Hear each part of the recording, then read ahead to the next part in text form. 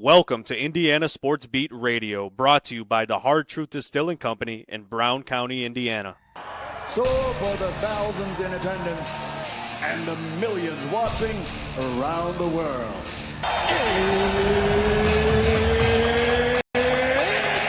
time! 3 on the way. Oh! It went in! It went in! And Indiana wins the ball game! Know your role and shut your mouth, you jabroni! Float game for the win! Ayler's gone. Goodbye. Touchdown, Indy. Woo! IU America. They got a football team now. It's pretty simple. I win.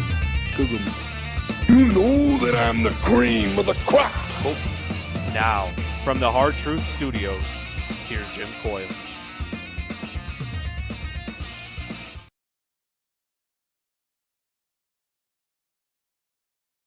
Started.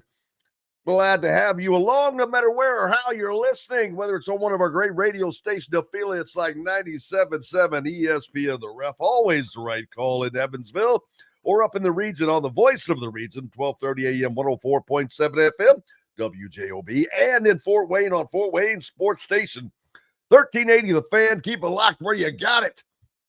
You got it in the right place throughout your day of travels, listening on the radio, or if you're following along on social media, just give us the like and the buttons and make sure you subscribe so you don't miss out on a single thing. Big day. College football underway with a big night last night. We'll talk about several of those games. A lot of Big Ten teams, 4 Big Ten teams got things underway last night, which was a surprising a lot. But Nebraska, Minnesota, Rutgers, and a future opponent of Indiana, Wisconsin. I believe they all got wins in different ways. We'll talk about those scores and look at those. And it was fun just getting to watch some football, no doubt about that. I see Nebraska, they beat a scrappy Miami team who the offense did not exactly look daunting, I guess you should say. But and this is it's a big year for Matt Rule there, man. I don't know that you'd say his seat is warm because they ended up making a bowl game last year, but bigger expectations with the freshman that's now a sophomore quarterback at the helm. Indiana taking on Old Dominion tomorrow at 2:30 kickoff, game that will be on Fox Sports 1. We'll talk about that as well. Hope everybody is ready for it. Hope you got a taste of it last night. Did you watch some college football? There was plenty to be had. I think there ended up being 26 games in all last night, which was a lot. Illinois, they're up on the dais today as they're at home to Western Illinois. So that's not a big deal. But we had our first upset in college football, and kind of a shocker because it was a college football playoff team from last year, albeit from the group of 5. But South Florida hosted Boise State. And again, I'm not a big bettor, but I wish I would have paid attention because Boise State had problems last year. And they traveled back east someplace. I forget who they opened up with, but it was very hot. They didn't cover the spread. Well, they didn't even worry about covering the spread this time. They didn't come close. Man, they get dusted 34-7 by South Florida. That I'm not going to say that's going to do it for their college football playoff hopes already. But that's not a good look. Not a good look so far. So that's the first ranked team going down, as South Florida will probably, I don't know if they'll take their place as a ranked opponent or ranked team, but Boise State, man, that, not good for them. But enjoyed watching the Wisconsin game, and I saw immediately, I'm like, that name sounds really familiar. Well, Wisconsin's quarterback is Billy Joe Edwards Jr., who was at Maryland. So Maryland lost their starting quarterback. They lost their all Big Ten running back to Indiana, Roman Hemby. I'm like, whew, Maryland is in a bad way. We'll talk about that more later. But Billy Joe Edwards for Wisconsin, I got to make sure I get my teams right because Minnesota was playing, it wasn't them. And yeah, he goes down early. He goes down with an injury. I don't think it was serious. They didn't bring him back, but I think that they were out of an abundance of caution. He was wearing a left knee brace already, and it was a non-contact injury. He hands the ball off, and it takes like one step, and all of a sudden he's grabbing at his knee. I'm like, that's odd.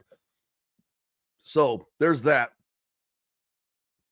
They finished the game with their backup, O'Neal, who transferred in from San Diego State, who had started all season as a freshman, I think, for San Diego State. So worst case is they got some great reps for their backup quarterback. And that's a good thing for them. I think Billy Joe Edwards looked like he would be fine, but we'll have to find out. I've got to get all of the FBS. There we go. The scores up there so I can see all those from last night. They're jacking me around here on ESPN. More games coming tonight as Illinois will hit the field. Kyle Schwarber, what a big night he had.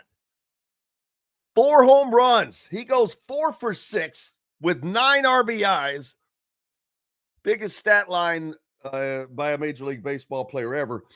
But he had the opportunity to do something no player in Major League Baseball has ever done, and that is hit 5 home runs in a game.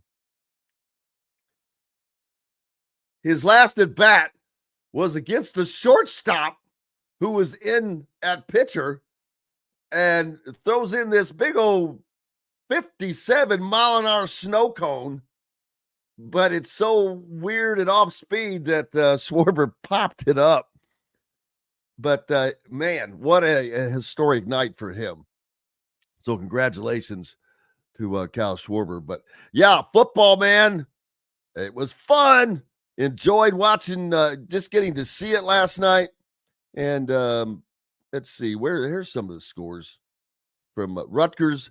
Rutgers squeezes out a 34-31 win. Bowling Green gets a win. North Carolina State. These games were relatively close, most of them. Central Florida, 17-10 there. Let's see, Wyoming. Missouri puts up 61 points against Central Arkansas, so they've got their offense cranking. Duke, 45. They put 45 on Elon. Again, these are not big-time games. Oklahoma State, they get a win. Minnesota wins over Buffalo, 23-10. PJ Fleck rolling the boat early. UAB, Alabama State, 94 games or points scored in that game, rather. 94 is 52-42. What a probably should have watched that one, man. And then Nebraska and Cincinnati. That game, Nebraska got lucky because Cincinnati and Brendan Sorsby at quarterback, right before the half, they fumble the ball at around the 23, and Nebraska is able to get it in for a touchdown. That was their first touchdown of the game, I think.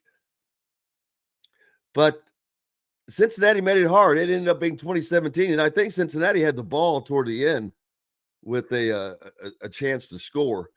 So, boy, Nebraska flirted with danger there. Dylan Raiola, the second-year quarterback for Mr. Rule, Coach Rule. But Sorsby was doing a lot more running than throwing last night. And it made life difficult for Nebraska, but not enough. Wisconsin ended up blanking Miami. Miami was a scrappy team. 17 to zilch there. And that's 3 total points scored in the first half. And then they scored 14 in the second half. And ironically, San Diego State, the quarterback that played for Wisconsin last night is a backup. He left San Diego State. San Diego State put up 42 on Stony Brook without him. So now we're looking to some big games tomorrow. Of course, Texas, Ohio State, Indiana gets underway as well. Plenty of other teams. Few games tonight. Not a lot of good ones tonight, but there's still some matchups. I don't know why they're not. There we go. Michigan State, future Indiana opponent, on the dais as they'll host Western Michigan. That game is on Fox Sports 1. And Illinois hosting Western Illinois. That is on Peacock. Kansas, new stadium for the Jayhawks, renovated. Baylor also playing. Oh, Auburn at Baylor. Hello. That one kind of slipped by me. I didn't see that. So there's a great game to watch. 8 o'clock on Fox. Georgia Tech at Colorado. That'll be interesting to watch. So there's a few games worth watching tonight. And then, of course, tomorrow it cuts loose. It cuts loose, baby. Yeah, but good to get it was good to get a look at Wisconsin last night, although now you have to wonder. I think that they'll be fine with, like said, Billy Joe Edwards. And he, if I recall correctly, he threw some touchdown passes against Indiana last year. So that'll be interesting. So it's going to be a fun one. College football's here, baby. How about that night by Kyle Schwarber? And don't forget the college pick'ems up and ready. Just go to the ESPN Fantasy tab, ISB Radio. Password, one word, Signetti 2025.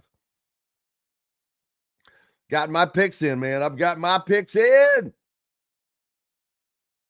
How's everybody doing on this Friday? As we're about to head into a great weekend as college football has arrived. Love it. We'll go ahead and hit our first break. Todd Liry with us today. Zach Osterman on the dais and Alec Lasley from thehoosier.com. Plenty more coming from Indiana Sports Beat Radio. Jim Coyle with you as always. Back with more right after this. Andy Moore Honda is Bloomington's #1 Honda dealer for a reason. Buy a new Honda and get a 3-month break from car payments. That's right, no payments for 90 days. That includes the all-new, all-electric Honda Prologue, and you get it for just 0.9% financing. Or the 2024 Honda Ridgeline Black Edition or the Honda Accord LX, both for just 1.9% financing. Get more to your door from AndyMooreHonda.com, Bloomington's #1 Honda dealer and your best place for new and used vehicles. If you're looking for a new home in the Indianapolis area, you need Cheryl Sizemore from Brick and Ivy Realty. Cheryl Sizemore has over 2 decades of experience, and that could be the difference in getting the home you want in today's tough housing market. Reach out to Cheryl at CherylSizemooreSells@gmail.com or 317-701-0838. That's 317-701-0838. Let Cheryl Sizemore sell or find your new home today. Located on 325 acres in beautiful Brown County, Indiana, Hard Truth Distilling Company is the biggest and the best craft distillery around. While Hard Truth is already known for producing internationally awarded whiskeys and spirits like Hard Truth Sour Mash Bourbons, Sweet Mash, and Hard Road Ryes, as well as their cinnamon vodka and the always popular toasted coconut rum. Hard Truth Distillery offers so much more. With a full-service restaurant, ATV, and distillery tours, as well as live music, You can spend an entire day at Hard Truth Distillery while making your entire family or group happy. And that's the Hard Truth. Hard Truth products are available across Indiana as well as many other states. So no matter where you shop, if they don't carry your favorite Hard Truth product, tell them you want the truth, the Hard Truth. Hard Truth Distilling Company encourages you to enjoy all of their products responsibly and to never drink and drive. Welcome back, Indiana Sports Beat Radio, with you on this Friday. Jim Coyle along and joined now by Todd Liry. How are you, sir? I am doing well. How about yourself? I cannot complain. If I was any better, I'd be you. Well, you want to be that? Yeah. Hey, of course, I was talking about the kickoff of college football. To me, it really happened last night as we got underway with the 26 games on the Thursday schedule. More coming tonight, tons tomorrow. You've got Sunday games and Monday. I mean, this is a college football junkie weekend where you just loosen that belt buckle, kick up the feet, and say, hey, bring me another one, and fill this bowl up. No doubt. Yeah. I mean, it's just, we go from 0 to 100 right overnight. So, yeah, it's awesome. I know. It's when you're a sports fan, especially watching college sports, it's a rough summer. It's a long summer all day, all summer long, and it's fun. Like when it comes back into it, it's a lot of fun because we don't know who a lot of the players are with the transfer portal and how they're going to work out and all that stuff. So that's what makes it fun to even turn on like Nebraska and Cincinnati last night just to see like who's quarterback and who's good to have in. And so it's off last night. And then I don't know if you saw this, but how about Kyle Schwarber? He had a historic night last night and almost was in stratosphere of his history with the opportunity to hit his 5th home run, and pops up as the shortstop had to pitch. They brought in their shortstop, and he threw a 57-mile-an-hour beach ball in there that he just popped up. He was not used to that. I mean, that may be as fast as I could probably throw right now, but he just all he could do was laugh. But that was kind of funny. Yeah, it was, and I hope that doesn't take away from, I don't think it will, but I mean, the pitching, weird pitchers and stuff at the end because the runs were so out of whack. But man, those 4 home runs were incredible. I saw the first 2, and I mean, he just when he hits it, it's a bomb. And the fact that I think he's going to be no pun intended. Yeah, I think he's going to be a free agent this year, if I'm not mistaken. I think it's this year. And what a year to have the home run year he's having, because he's going to sign for a stupid amount of money. And deservedly. And someone mentioned this earlier, I've already lost it, but who throws to a guy who's already got 3 home runs in a game? To one of the home run leaders. You're one of the home run leaders. You're known as a prolific home run hitter, and you're going to throw to him again? Yeah, but I mean, here's what some people don't think about it. The only way that I really see a super competitive pitcher not throwing to him is if he's instructed to by the manager, because you got to remember these guys are competitive athletes, and they want to prove. They want to prove that they can strike out Kyle Schwarber. So, I mean, and I get it. Like, you're right. The way baseball is played out, if there's nobody on base or an open base at first, most likely him and Judge and even Bryce Harper, those guys, they're going to get walked. Ohtani, they're going to get walked. And, that's what makes their home run numbers even more impressive, because, people are going to pitch around them a lot. But in that scenario last night, I mean, the run total was out of whack. Like, they were getting destroyed, and Phillies scored 1 million runs, and so they were just going to let, at that point, heck, wasn't it there like 5 guys on the Phillies that had already hit home runs? Like, it's kind of hard to pitch around 5 guys. I think so. What do you got? Bryce Harper bats right after him, so yeah. What are you going to do? Walk Schwarber to get Bryce Harper like that? You're not going to walk them both. Maybe you should. Yeah. Yeah, you're kind of in a pickle at that in that situation, but and that's a good I appreciate them throwing at him. Agree. I totally agree. I do too. It makes the game fun. It makes it. That's why we watch it. I mean, I don't watch baseball that often. I watch Schwarber because of the IU connection, but at the end of the day, like, he's fun to watch. Harper's fun to watch, and you got to give the manager credit for the setting up the lineup the way that it is. Now, most teams don't have two prolific home run hitters like Schwarber and Harper back to back like that, but it makes it tough to walk. Do you want to walk Schwarber to get Bryce Harper up? Like, a couple years ago, Bryce Harper was the best player in the league. Yep. Pick your poison. Well, it won't be long. We'll be talking about playoffs, baseball playoffs, as we get closer to September, and we'll hear more about the Phillies. And the Reds, man, they're kind of waning on me as they head down the stretch. The Mets are playing a little bit better, and they're more like 3 games out of the wild card spot right now. So we'll see. We shall see. But college football, baby, that's what we've been waiting on.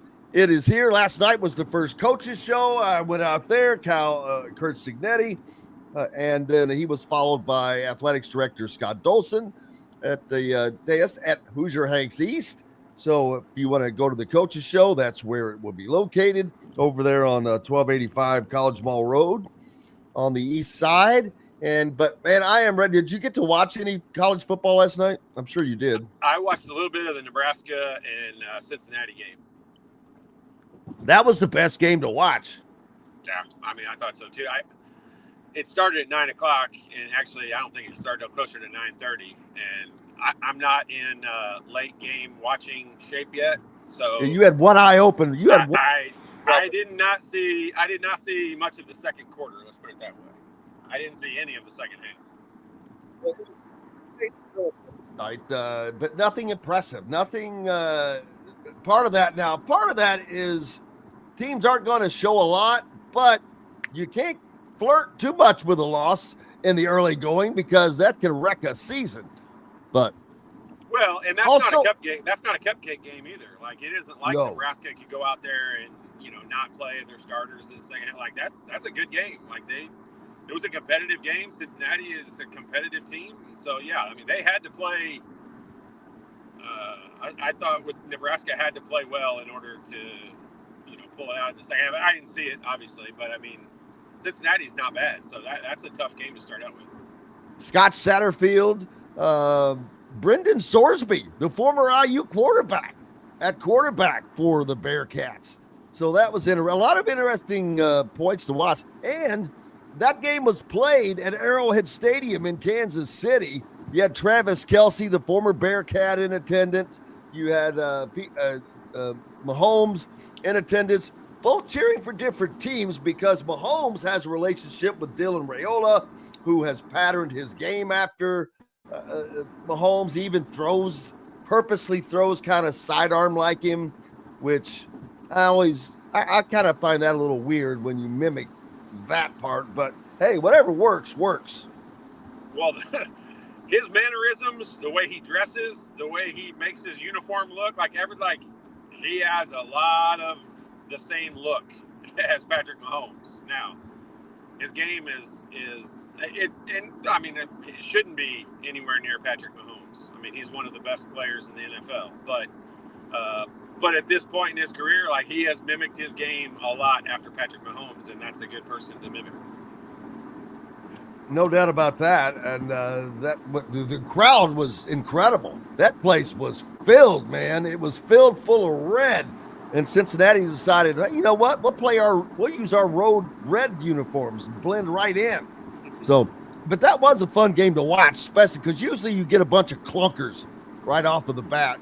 And then our first upset, Todd, as Boise State, they not only do they lose, they get the snot knocked out of them by South Florida. Now, that was a long trip, and I'm not a big bettor, but I wish I would have paid attention to a little history because Boise State had a lot of trouble in their opening game last year in a similar situation, traveling down to a place where it was 90 degrees, hot and humid, and they didn't cover the spread. Well, this year they get beat 34-7 to open the season. possibly wrecking their college football playoff hopes. Maybe not. I don't know. It depends on how good they are or are not. But that could have really put a wrench in their season already. Oh, yeah. They're not only does that loss hurt them, but like they're not a very good team. And you know, they had a player last year that was a, you know, kind of a once in a lifetime type player in Ashton Genty. Like he's not the running back that comes around very often. And so, you know, they based everything, as they should have, but they ran everything last year through him, around him, over him. He touched every aspect of their offense. And when you lose a guy like that, you know, like I was interested to see what they would be like. I didn't get to see any of it. It was an early game, I think, but you know, that's kind of what happens, and you might expect to happen when you have an offense that's solely based on one player, and theirs was definitely based on one player last year. But yeah, they're I mean, to lose like, but I mean they're just obviously not a great well-rounded team right now. So I don't think the college football playoffs are in their future. Well, and to give you an example, you mentioned Ashton Genty, of course, one of the top players in all of college football last year. Their rushing leader last night, 44 yards. Yeah. He used to have that per carry last year. Yeah, that's a huge drop-off. So there's that for us. But plenty more coming up as more games on the dais for this evening. Illinois will get your first look at those, a future Indiana opponent.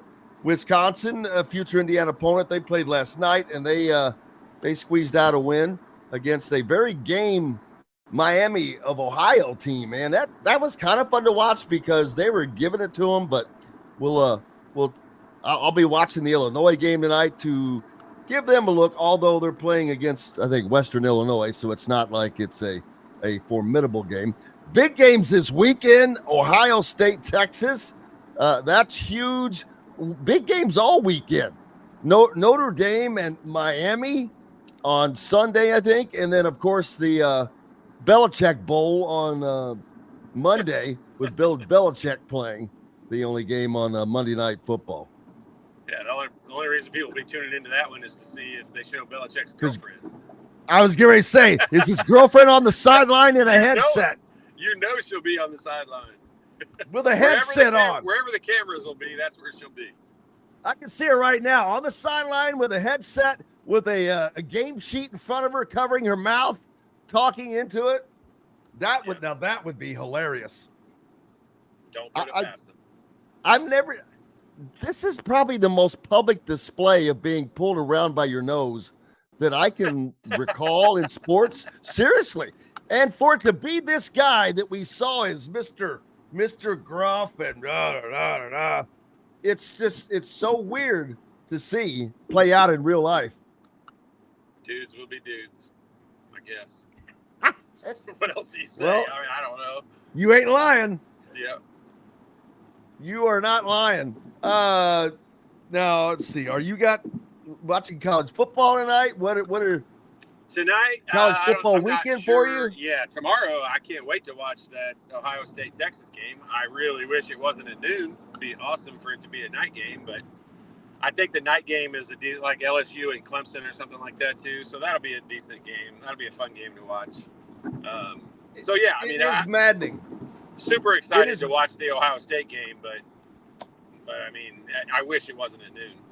It is maddening that a game like that is at noon. I keep saying it. I'm like, I know that like Fox wants to start. They did this last year with their big noon kickoff, and Ohio State fans, they absolutely hate noon games because they're obviously 100,000 strong, big tailgate.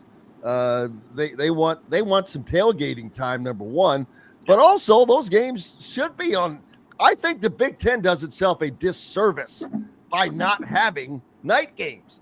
And there are very, very few night games normally from Big Ten teams. And I hate that because I think that those are great. They look better. It's just it changes the atmosphere. It's a little bit more electric when you're at night. And the Big Ten has just chosen to kind of stay away from that for a lot, big part of it. But I would think that hopefully we'll see more of that with the West Coast teams being integrated more and more into the Big Ten. Yeah, and I think you're probably right with that. I think they probably will, given the fact that the UCLA's and USC's will warrant some primetime games. But, you know, it's just it is a better atmosphere when it's a night game. Even if it had been, you know, like Alabama almost exclusively plays those 3:30 games on the weekends, especially once the weather turns a little bit. And, I mean, I know Fox gives out the stats of it's proven last year the number one time slot watched is the noon time slot. That is probably incredibly factual in late September, October, and definitely November when it's colder out. People can't be outside and do as much. But this time of the year, when tomorrow it's going to be 77 and sunny at noon. Like, I don't want to be inside watching a football game. I probably will be, but I don't want to be. I'd much rather look forward to it all day and watch it at night. But it's not going to happen. I complain about that all day. It doesn't matter. But it's just, you know, it's going to be a good game. I'm excited to see how the quarterback situation plays out. I am looking forward to watching Arch Manning play. So yeah, that'll be a fun game. I think no matter what time it's played, but I wish it was a night game. And shockingly, there are only, if I'm not missing, there's only 1, 2, 3, 4, 5, 6, 7, 8, 9 noon games, which shocks me a little bit. They're spread out throughout the day now, I guess, more and more because of TV, because there are tons of games. The last 6 games of the day, or if you want to go 8, 9 deep, the last 9 games of the day start at 9 o'clock or later. Colorado State at Washington and Utah at UCLA start at 11 o'clock tomorrow night. I'm pretty sure you won't be watching that game. Nope, guaranteed. Nope. Yeah, we'll see those on the next day. Although UCLA is a game that I want to see. Utah at UCLA, that's a future Indiana opponent. I'd like to see what they have. You've got Nico Amaleven at quarterback to transfer from Tennessee, and in addition to Tino Sunseri, the former offensive coordinator at Indiana, now in that position at UCLA. And it'll be interesting to see what they look like, although it is early in the season. So, but man, it is here, and I'm loving it. We've got more coming up, more college football, and Indiana football has a week, or Indiana basketball rather, has a big weekend visit, and Tay Kenny as his visit begins for the basketball program. We've got more coming up. Todd Liry is with us. We're back with all that and more following these messages. Know a team or group needing a fundraiser? Boost Fundraising raises more money faster and offers the most unique and user-friendly online fundraiser in the nation. Your team receives personalized fundraising pages for each team member. Free team-branded promo gifts shipped to each donor. Boost Fundraising does it all. Sports teams, marching bands, charity causes, and community groups. Go to boostfundraising.com and be sure to enter the promo code COYLE, that's COYLE, to receive a discounted fundraiser. Located on 325 acres in beautiful Brown County, Indiana, Hard Truth Distilling Company is the biggest and the best craft distillery around. While Hard Truth is already known for producing internationally awarded whiskeys and spirits like Hard Truth Sour Mash Bourbons, Sweet Mash, and Hard Road Ryes, as well as their cinnamon vodka and the always popular toasted coconut rum. Hard Truth Distillery offers so much more. With a full-service restaurant, ATV, and distillery tours, as well as live music, you can spend an entire day at Hard Truth Distillery while making your entire family or group happy. And that's the Hard Truth. Hard Truth products are available across Indiana, as well as many other states. So no matter where you shop, if they don't carry your favorite Hard Truth product, tell them you want the truth, the Hard Truth. Hard Truth Distilling Company encourages you to enjoy all of their products responsibly and to never drink and drive. Welcome back, Indiana Sports Beat Radio. On this Friday, it is college football kickoff weekend. Looking forward to that. Todd Liry with us. And a little more than football going on as well. IU basketball has a busy month of September visits, and it starts this weekend with top 15 point guard Tay Kenny as he comes in to visit Darren DeVries and crew.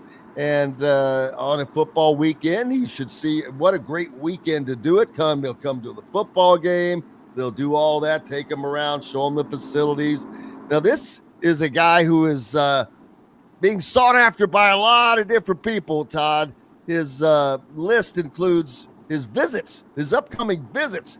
Kansas, he's already been there. That was on August 22nd. Indiana next this weekend, then Oregon, then Texas, Miami, Arkansas. He's already had multiple visits to Kentucky and Louisville. But he is an Adidas guy, and he's got an NIL deal with Adidas, so that's going to kind of lock that down to schools like Louisville and Indiana and Kansas that are Kansas schools more than likely. Louisville seems to be the leader at this point, but you never know how things change. Where's he from originally? You know what? I think he was from Georgia. Yeah, he plays for Overtime Elite of Georgia. So okay. Well, my point with that is at least we'll have decent weather when he comes in this weekend. Maybe he's never been to Indiana before, and he'll think this is normal.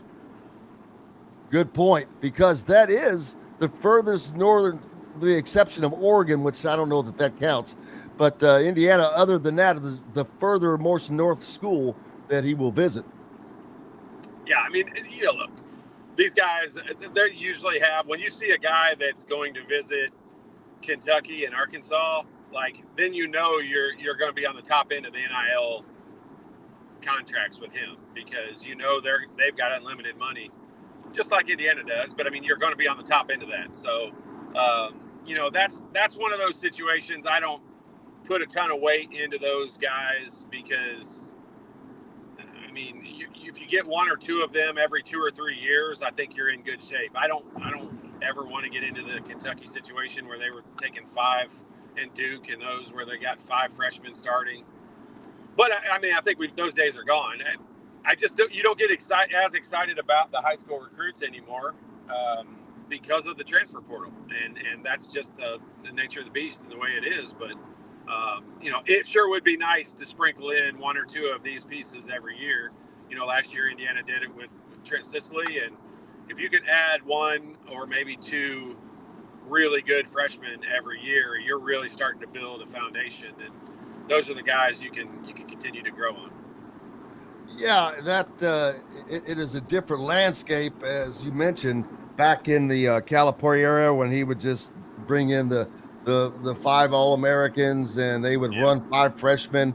But of course, that never really panned out. They won a lot of games, but he won 1 national championship over the 13 years or whatever he was there. And I'm not sure I'm not sure you can say that formula was successful in the long run. I mean, it was successful to win some games, but the ultimate goal for every team at the beginning of the year is to win a national championship, and they only got 1. So I don't think you can deem that it was successful. I agree, especially when you consider the fact they had the top recruiting class 9 out of 10 years. So it's okay, well, that's great if you want to just hang your hat on putting guys in the NBA, which is basically all that was. And everybody would point out, well, wow, look how many guys they put in the NBA. Well, guess what? How many of those guys weren't supposed to go to the NBA and probably would have went straight to the NBA had it not been for the 19-year-old rule?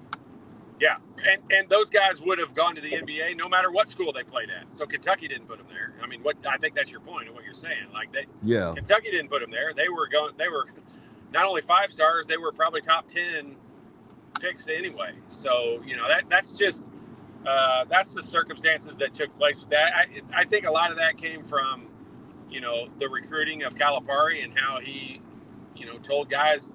He was selling the fact he was going to get them a bigger contract in the NBA. He wasn't just going to get them to the NBA. I think most of those guys was a foregone conclusion. But when you go recruit an Anthony Davis and guys like that, I think you're telling them, hey, look, not only am I going to get you to the NBA, I'm going to get you as a high draft pick, and we're going to maximize your contracts. And it's hard to argue with that's been successful because that's happened.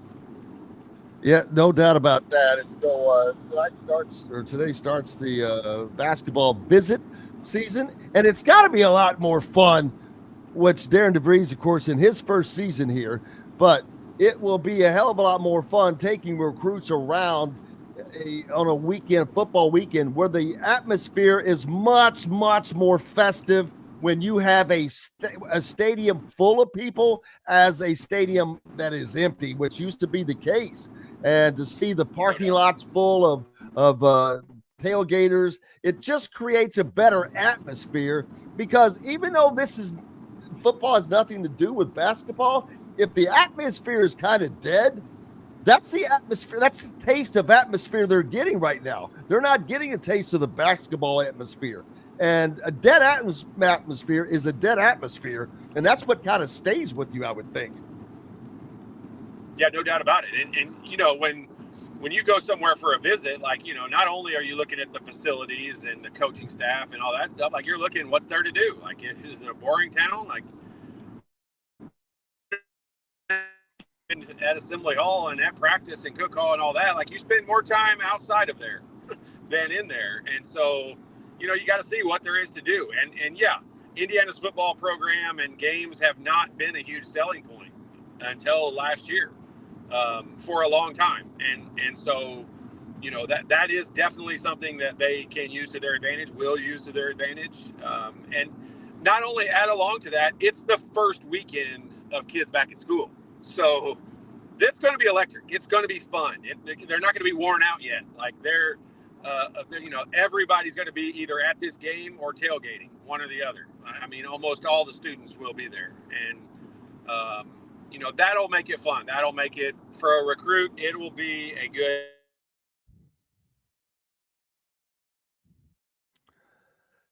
Yeah, it will be a fun time that you're talking about, and it'll be a lot of fun and you know, kids everywhere, people everywhere, and that is what you want to show recruits when they come in.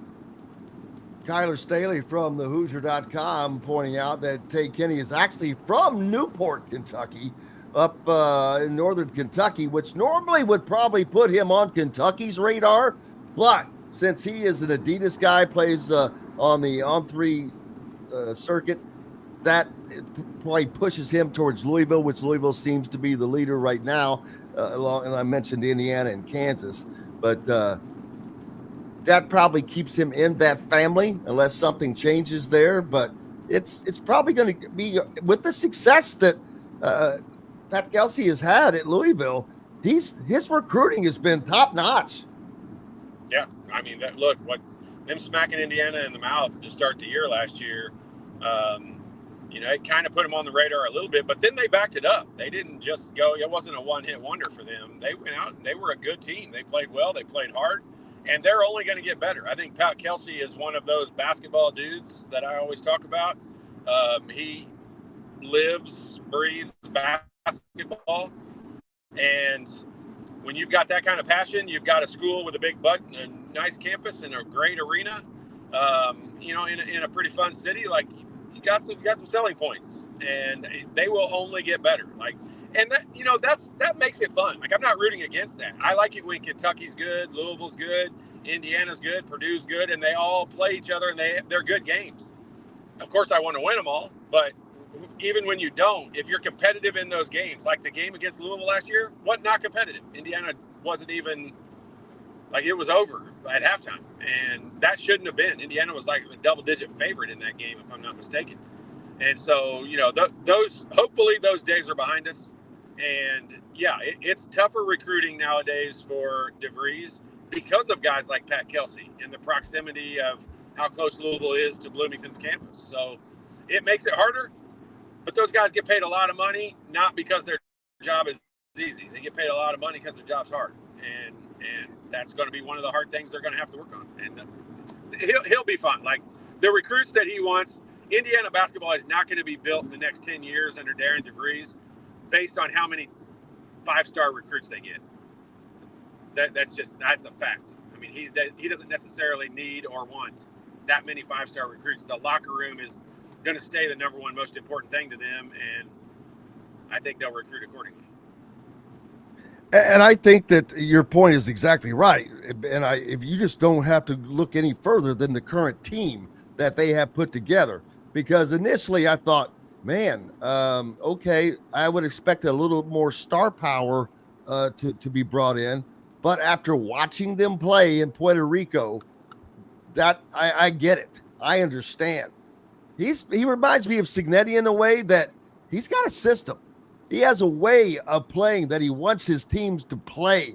He has a way of coaching that he is going to coach, and you're going to have to play that way. And that includes playing your ass off on defense, first and foremost, which is something Indiana fans are going to enjoy watching.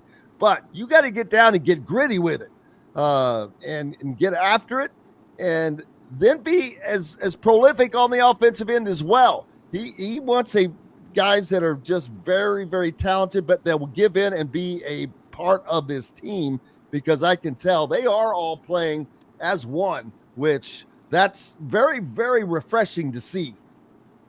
Yeah, it is. And that's, that's kind of the hard part in recruiting 5-star athletes, because if you get more than one of them, like let's just look at, there's only one ball, and you've got to find the teams that I have always thought were the best and definitely the most fun to watch are the ones where some players are sacrificing even some of their abilities for the betterment of the team, and they're doing what is asked of them. They're not trying to do more than that.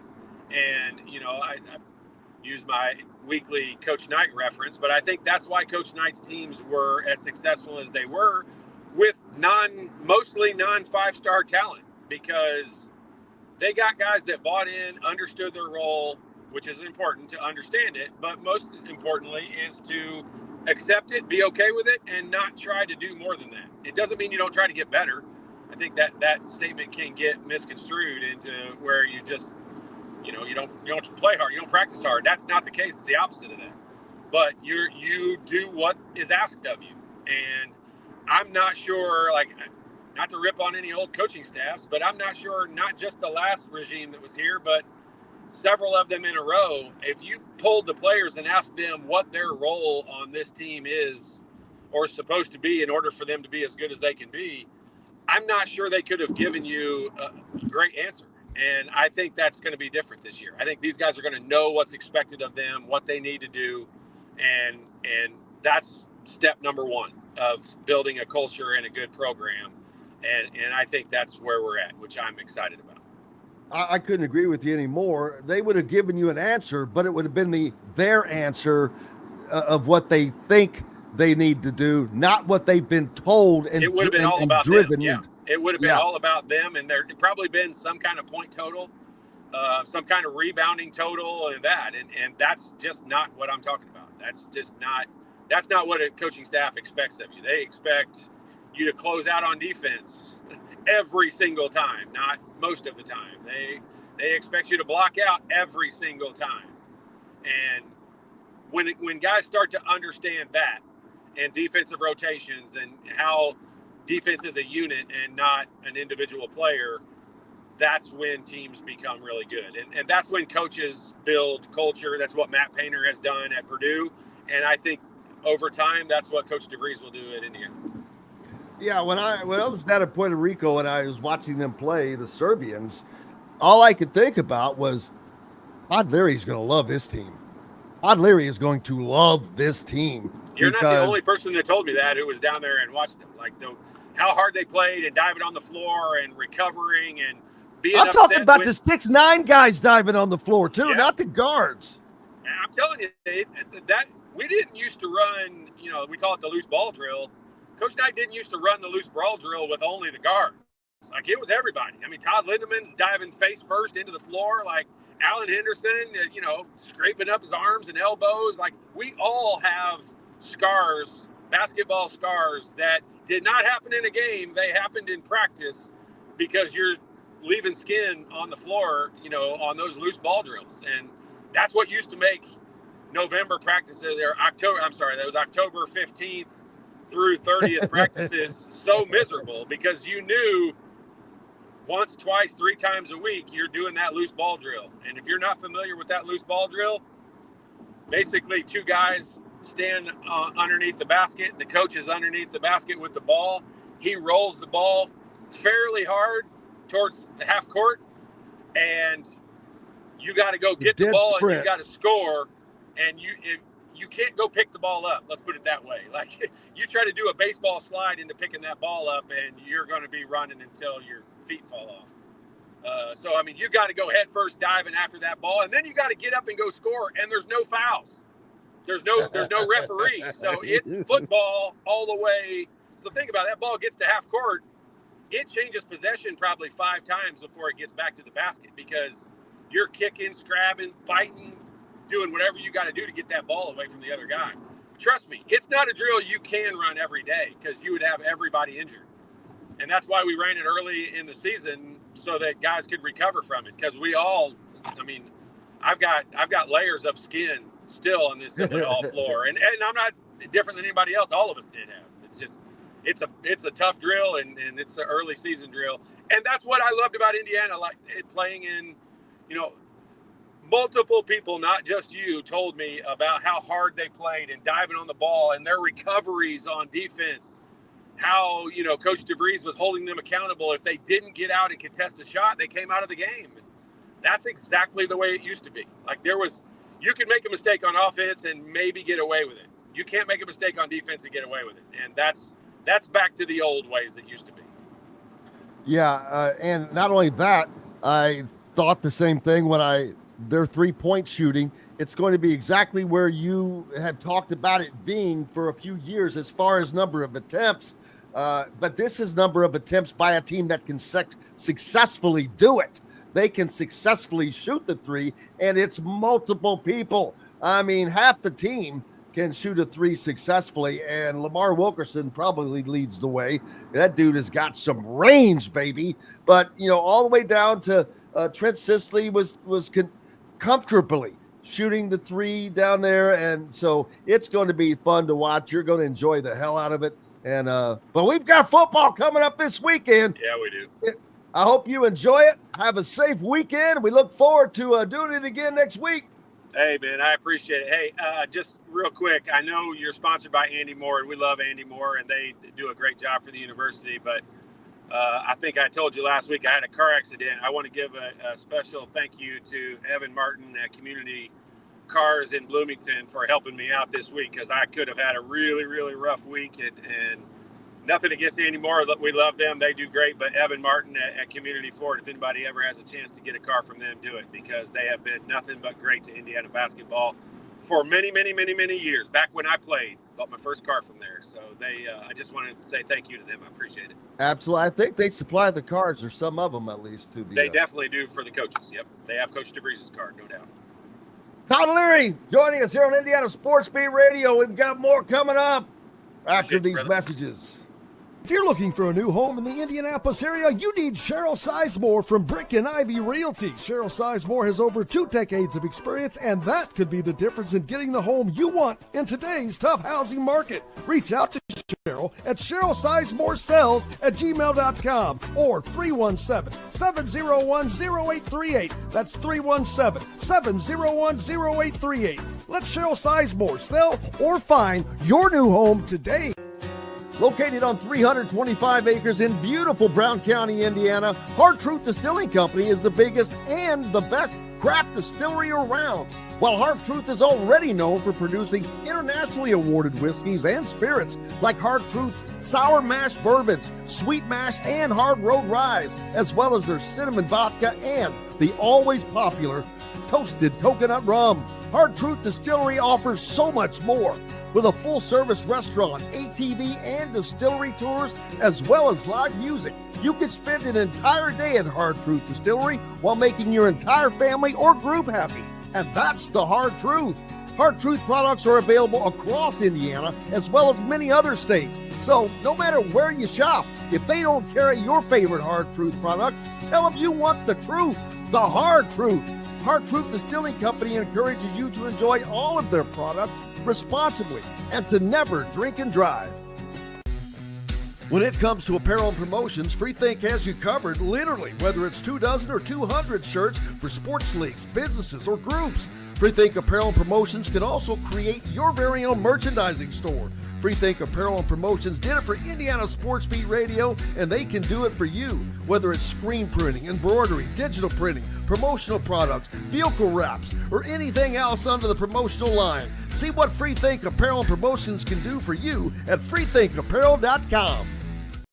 Welcome back, Indiana Sports Beat Radio with you on this Friday of game weekend number 1 in the college football. Zach Osterman, the IU Insider for the Indy Star, joined us. Zach, how are you doing, man? I'm good. How about you? I can't complain. And before we get into the college sports and whatnot, you're a huge soccer fan. I love all sports, but I know you're a big fan of soccer. And this week was, from how I'm understanding, possibly the biggest upset in the history of soccer, with Manchester United going down. Was that a team that was relegated to the Premier League or the Champions League or something? What made that such a big upset? I haven't read about it, but I just know that it happened. Yeah, no, I don't think it's the largest upset in the history of English football. There have been bigger ones, but it is a very large one. So basically, the way that English football works, a lot of people probably know that, at least in general, you have promotion and relegation, and teams in theory can move all the way up to the top and can fall all the way down to the bottom. In practice, obviously there are teams that will never have the money to move all the way up, and there are teams that will never that have so much money that they will never fall all the way down.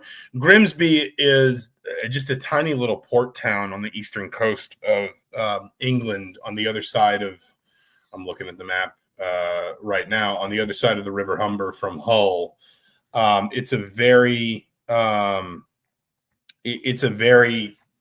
small club. Like I think I can tell you right now, if we talk very quickly, they have their stadium only seats about, why is this not here?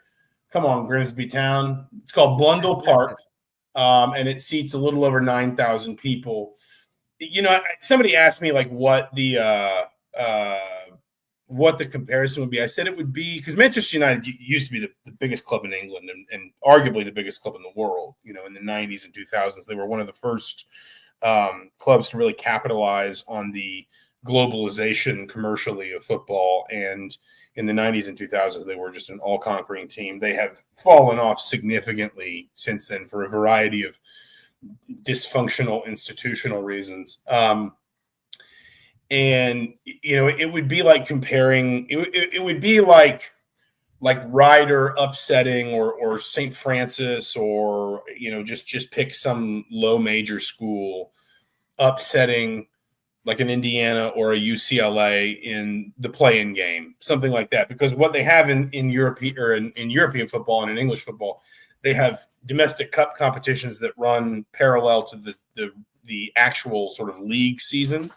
And you get drawn in those out of like the old school, like lottery, picking balls out of a pot kind of thing.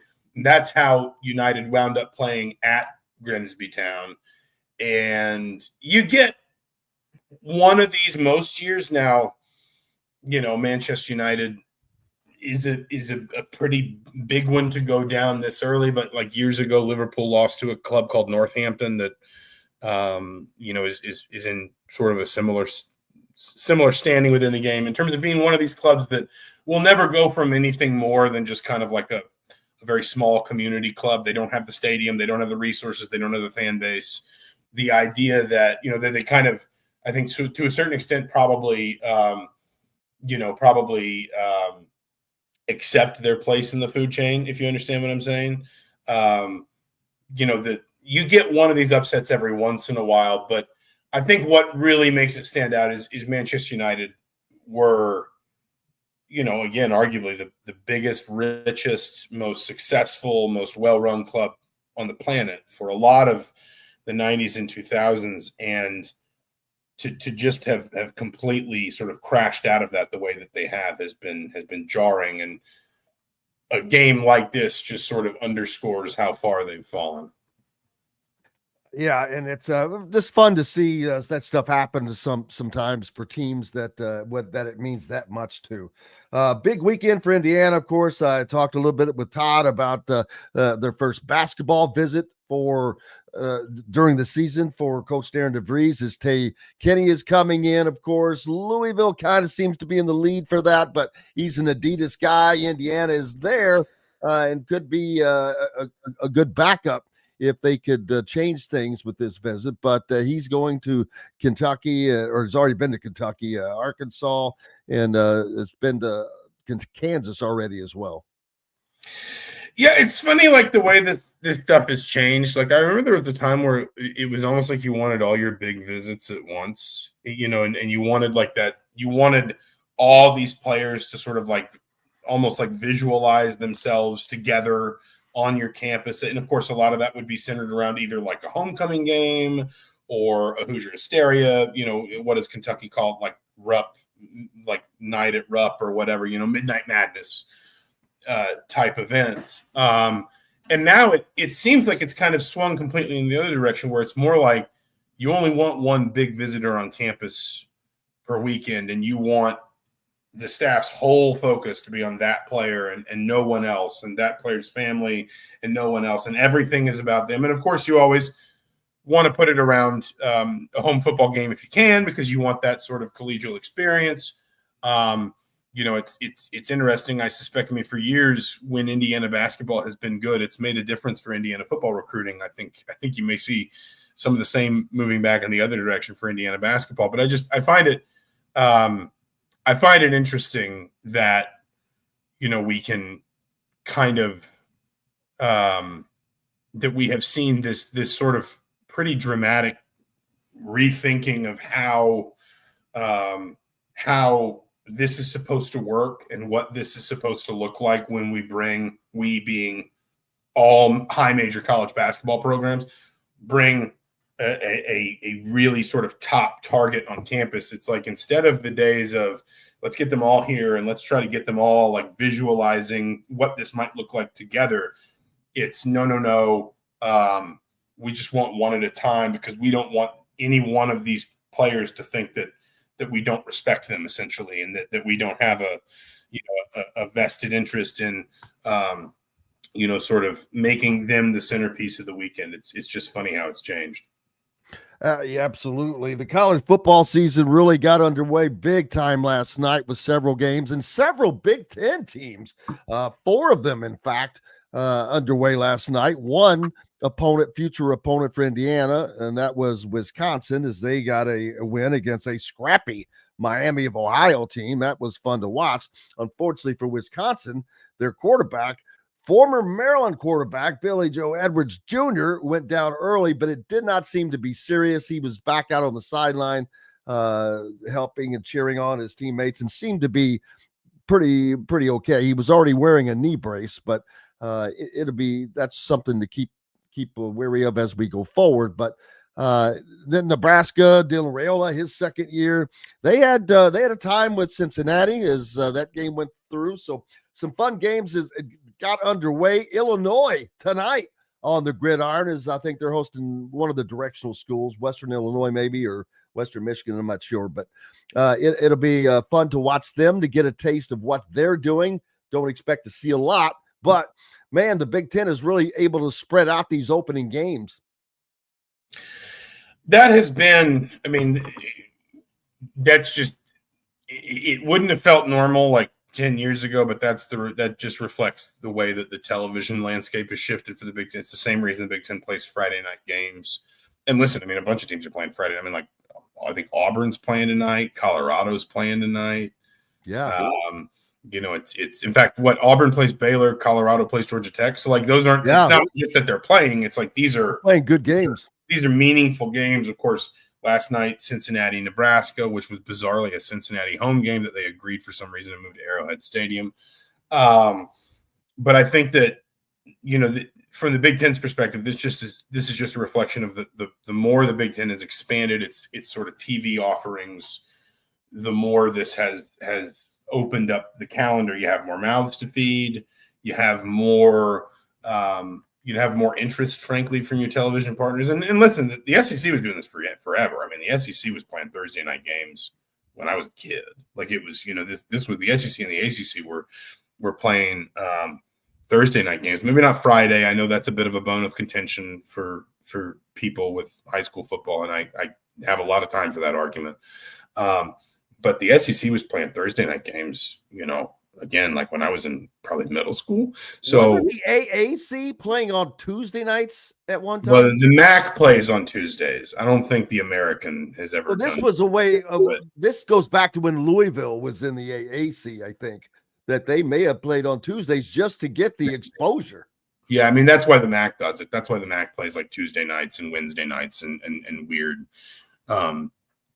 sort of non-traditional time slots, is just to get on TV. But yeah, no, I mean, the point is, this is just kind of I don't even want to say the new normal, because we've seen it for a few years, but it has just kind of become baked into the scheduling calculus. And the Big Ten has all of these different television partners to feed, and it's going to find a way to make sure that it's presenting, opportunities to get a game on Friday, or even I think Illinois plays Western Illinois, and I'm assuming that's a BTN game. Well, that's probably still more valuable for the Big Ten network than men's soccer or volleyball. And it's no slight to those sports. It's just football's a more popular sport to watch on television. So, and especially because I think, and we don't have to get too in the weeds with this, but I think especially some of these early season games, of course, Indiana State's on a Friday night too, games where you can fairly reliably count on the idea that fans are not going to have a ton of enthusiasm for the game anyway, because it's just a game that ultimately should be a comfortable win. You put it on a non-traditional night, and it probably draws a little bit better viewership, because you're at least isolating it within the calendar and saying, hey, this only once a year, but this Friday night you get to watch Indiana State from the comfort of your home. So I think it's, like I said, it's not even the new normal. It's been going on for a while, but yeah. Indiana opening up their season. Kurt Cignetti's second year begins Saturday. Last night, the first coaches show of the season. And one of the things that I think a lot of people will be looking at, of course, quarterback without question, but the offensive line, the new rebuilt offensive line. You've got old but new Khalil Benson coming in, and some of the guys they brought in, Zen Mikowski, who will be a backup. To have a guy like that as a backup to transfer from Ohio State, that alone is something Indiana has not had a lot of over the years, and that is starting as they start to build depth at that position group. Yeah, I mean, listen, I think, there's always, Michalski's an interesting one, because per my understanding, he never really played guard at Ohio State. And I know Kurt Cignetti said Thursday night Khalil Benson will start at right tackle. Benson can play both. He can be a swing player for you. Do you have the confidence that Michalski can do the same? If you do, then yeah, you've got, if nothing else, you got a swing tackle, right? You've got a tackle that you can plug in on either side if something happens to Benson, if something happens to Carter Smith. I think you're probably still looking for a little bit more interior depth. That if Michalski can play guard, then you've got kind of 3 for 2 spots with Drew Evans, Bray Lynch, and Michalski. If at some point you kick Benson inside, same thing's true, but I still think you're probably looking, an Adedemola Ajani, someone like that, to give you just a little bit more interior depth, because it's rare that a good offensive line group is going to play more than about 7 guys consistently throughout a season, especially in the games that matter. But what you kind of want is, an established center that doesn't move out of the position unless they're injured. 3 interior guys for 2 spots, with one of them able to deputize at center if necessary. I think for Indiana, I suspect that might be Bray Lynch. And then 2 established tackles and a guy behind him that can play both spots. And I think Indiana's probably maybe 1 interior lineman away from having that kind of depth, or maybe they've got it and we just don't know it yet. But you probably want one more just in the event that, we saw last year. Indiana was relatively fortunate with injuries last season. I think it gets a little bit over-egged how fortunate, given that, for example, their quarterback was playing on a torn ACL for virtually the entire season. But one spot they did struggle, like they lost both of their starting guards last year. People forget that Nick Kidwell was in line to start on the right side before he got injured in camp. That moved Bray Lynch into the starting five. And then obviously Drew Evans goes down before the Michigan game. If Indiana, I suspect if Indiana had lost Tyler Stevens last year, who was kind of the ultimate swing player for them, he played like 3 or 4 different positions across the course of his career, along the offensive line. I suspect if Indiana had lost Stevens, they would have been in some real trouble. And so, you've got another year under the belt of some of these young guys, Liebfried and Najani, and I think it's pronounced Najani. You need to be able to kind of convert that now, I think, into at least one more player feeling like feeling like there's one more player in that mix of sort of first team offensive line plus that you can count on in an Illinois game, in an Iowa game. And maybe you're waiting for these 3 games to sort through some of that and give some young guys that have impressed, but you're not sure exactly how they're going to do it, when you throw them into the fire. Maybe you're waiting for these 3 games to make a final evaluation, but I think Indiana could probably use one more, I suspect, along the interior to just feel really good about where it is. Yeah, and that is going to be interesting to see how that position group performs. And it's going to be interesting to see how much Curt Cignetti decides to show in this game. He's got a new quarterback. He's shown that he really doesn't hold a lot back. Where back in the old days, teams, they would be as vanilla as possible going through the season.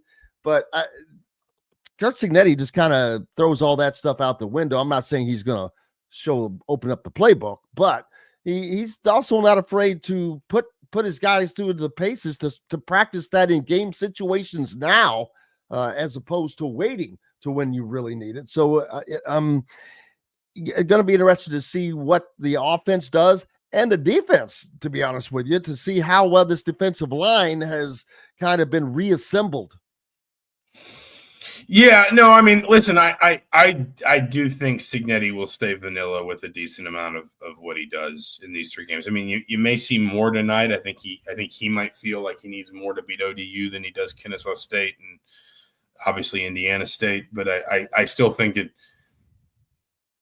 as much as anything, just because you don't want to evolve too quickly in a season. You want to continue. It's not just about like showing what you already have. It's also about sort of, if you believe that there's more kind of out there to go get for your team, you want to evolve as the season goes along, because that makes you as difficult to prepare for on November 1st as you are on September 1st.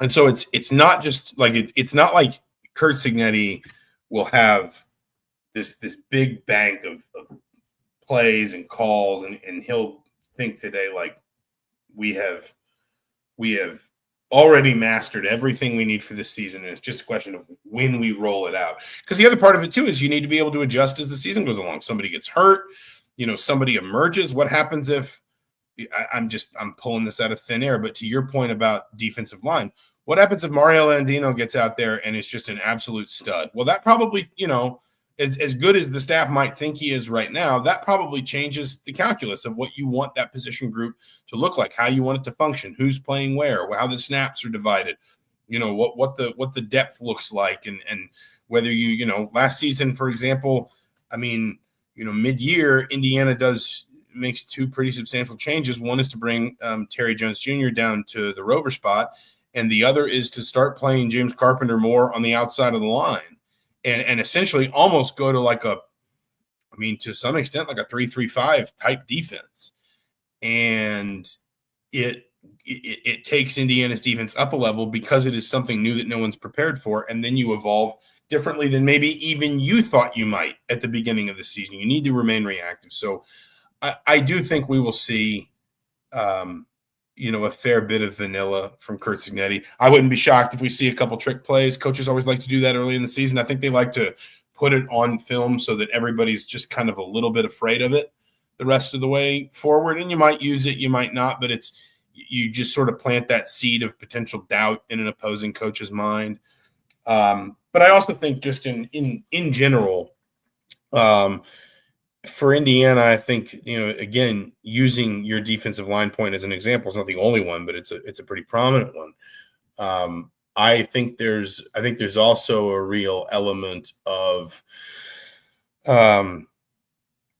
let's not get too complex with the play calls until everybody's comfortable in their roles, because you do have a lot of guys breaking in on new spots, whether it's new faces, whether it's young players rising up the depth chart, whether it's just maybe, hey, you did something a little different at your previous school, but we're going to use you differently here to the way that you were used at Texas State or Western Kentucky or Ohio or wherever.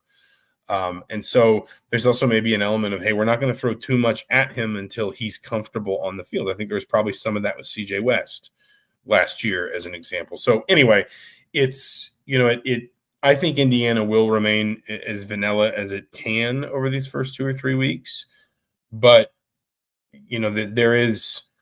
I also suspect Curt Cignetti would tell you that you can overdo that as well. And I think that the coaches sometimes are guilty. And I think Cignetti would be wary of, kind of almost being too purposely vanilla and not allowing your team to evolve naturally and worrying too much about future opponents and not enough about just saying like, hey, what is the road to us being the best version of ourselves, and how do we stay on that and start accelerating down that road through these first few weeks?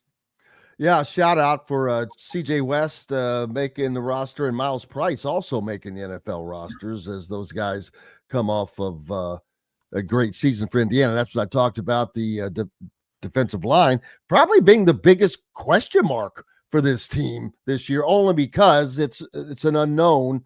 You have Mikael Kamara, of course, the All-American out there, but boy, they lost a lot in addition to James Carpenter as well. So it's going to see how well Brian Haynes can replace those guys, but he has done a remarkable job with that defense. Last year, they led the country in stopping the run. We'll see what they can do again this year, man. Looking forward to college football getting underway tomorrow out at Merchants Bank Field at Memorial Stadium. Got to get used to saying that too. Yeah, no, we'll have to stretch out the word count just a little bit more. So Zach Osterman from the Indy Star. Make sure you're giving him a follow and being a subscriber. Keep local papers alive. Appreciate you as always, my friend. Thanks for having me, Jim. Always good talking to you. Thank you, sir. Zach Osterman. We've got more coming up. Alec Lasley from thehoosier.com will join us right after we hit these messages. Indiana Sports Beat Radio with Jim Coyle returns.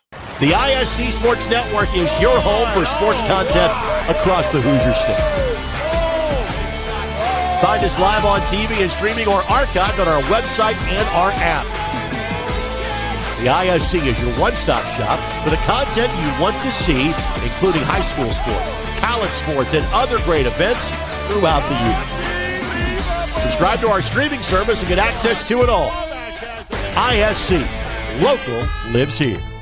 Know a team or group needing a fundraiser? Boost Fundraising raises more money faster and offers the most unique and user-friendly online fundraiser in the nation. Your team receives personalized fundraising pages for each team member. Free team-branded promo gifts shipped to each donor. Boost Fundraising does it all. Sports teams, marching bands, charity causes, and community groups. Go to boostfundraising.com and be sure to enter the promo code COYLE, that's COYLE, to receive a discounted fundraiser.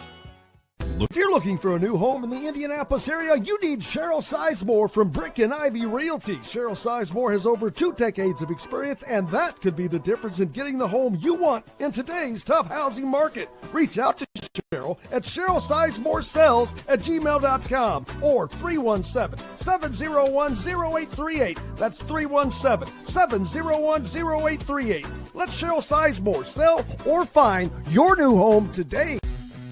When it comes to apparel and promotions, Freethink has you covered, literally, whether it's 24 or 200 shirts for sports leagues, businesses, or groups. Freethink Apparel and Promotions can also create your very own merchandising store. Freethink Apparel and Promotions did it for Indiana Sports Beat Radio, and they can do it for you. Whether it's screen printing, embroidery, digital printing, promotional products, vehicle wraps, or anything else under the promotional line. See what Freethink Apparel and Promotions can do for you at freethinkapparel.com. Welcome back, Indiana Sports Beat Radio, on this Friday, heading into week 1 of the college football season. You'll have to unmute yourself there, brother, and we're ready to go for this weekend. I am Jack. I watched games last night, watched the Wisconsin game, watched some of the Nebraska game, just getting my feet wet and getting ready for this weekend. Also, talked earlier about Indiana basketball gets their first in-season official visit of the year with Tate Kenny coming in, and Indiana not exactly in the leaders for him right now, in the leader spot, I should say, as Louisville thought to be the leader, but being an Adidas school, that puts them close to the top. No, absolutely. I mean, it's a great weekend for everything Indiana, right? I mean, you have the first game of the season, you have your first kind of major official visit here over the past couple of months. So it's kicking off a very, very busy September from a basketball standpoint and a visit standpoint.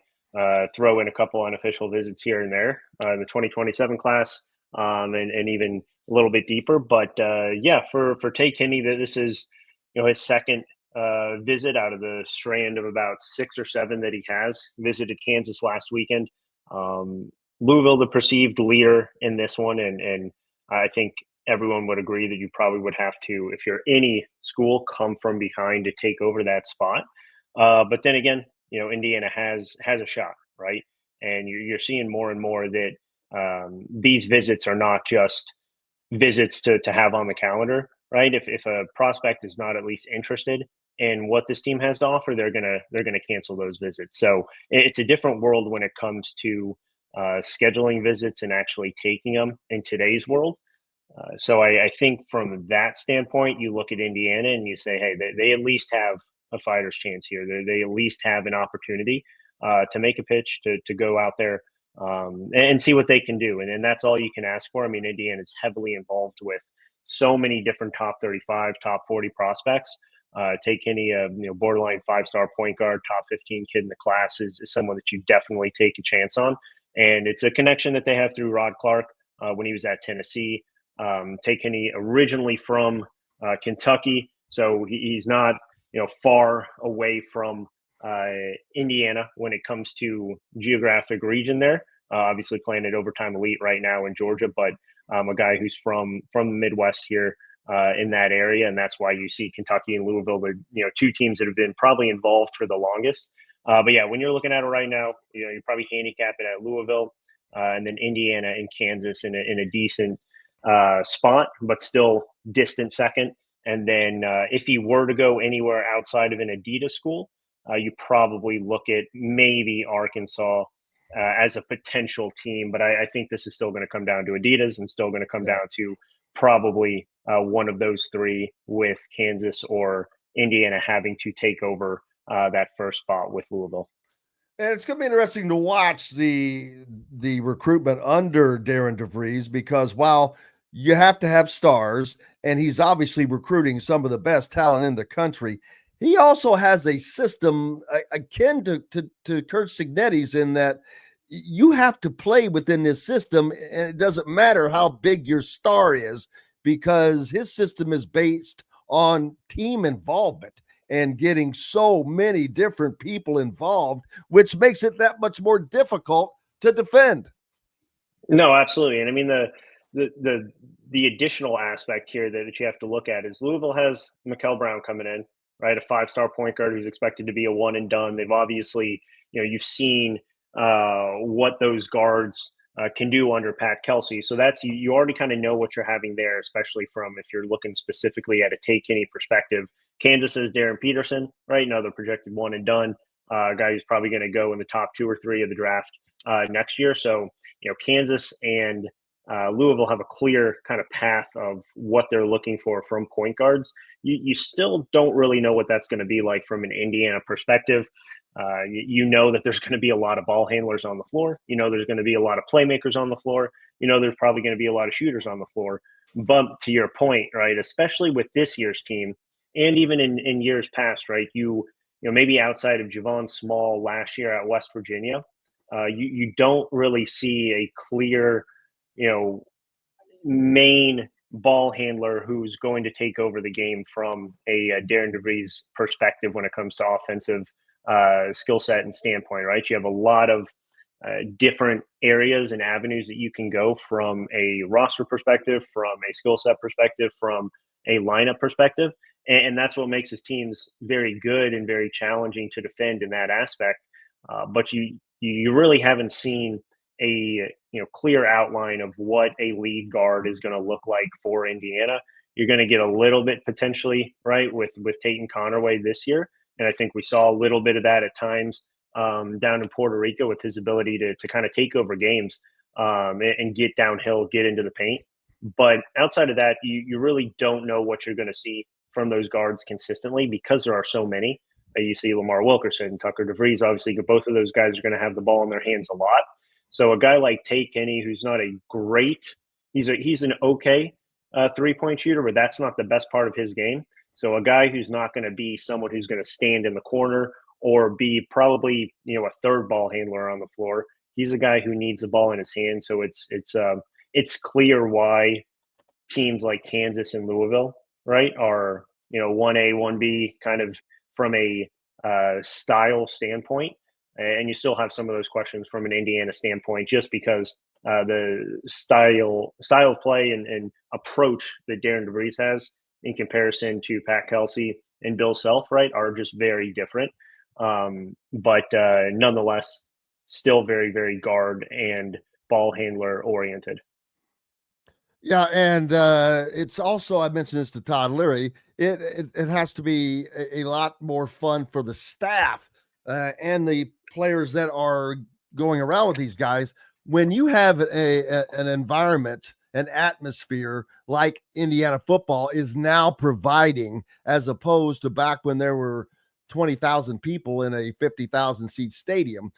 Not the same anymore. And to see the tailgating going on and the excitement and the crowd just getting into what's going to happen. So that has to help as well to a degree. I don't know how at the end of the day, how much that really sways people, but it's better if it's dead.